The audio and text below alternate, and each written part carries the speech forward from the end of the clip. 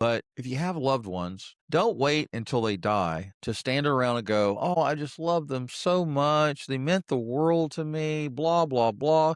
And I'm like, listen, if you have a loved one that you haven't Mhm. talked to in 10 years, whatever's going on with you and them, just pitch it out the window. Life is short, and find a way to bridge the gap and go see them. There's so many families that have angst. They have ongoing feuds, and you know what I'm talking about. It's I just do. childish, petty, excuse my French, bullshit. Just life is short. We're all going to die. Your loved ones are going to pass away. And the last thing that we want is regret. You don't want to be at the celebration of life and go, "Oh my God, the last thing I said to that person was what kind of a worm they were," or some kind of hateful thought. We don't want those regrets, and you don't have to have Right? those. Go make it right. It doesn't mean that if somebody has done something awful to you that you're not going to forget that, but you can forgive them. You can find the grace and the mercy that you need to Mm. forgive them of whatever it was that they did in the past, and find a way to bridge that gap and let them know that, yeah, you're a worm, but I still love you.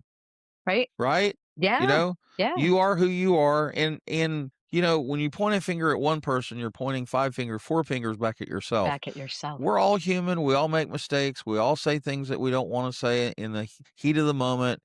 Mhm. And what do?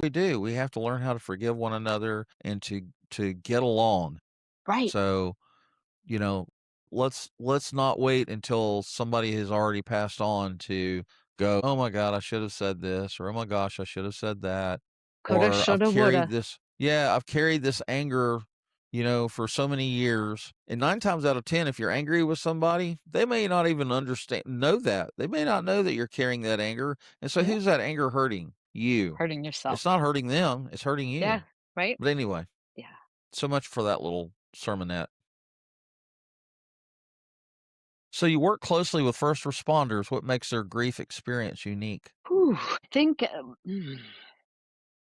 there are a lot of pieces that make their grief unique. So if you think about what a first responder often goes through day to day or week to week, they are seeing lots of loss, lots of traumatic loss.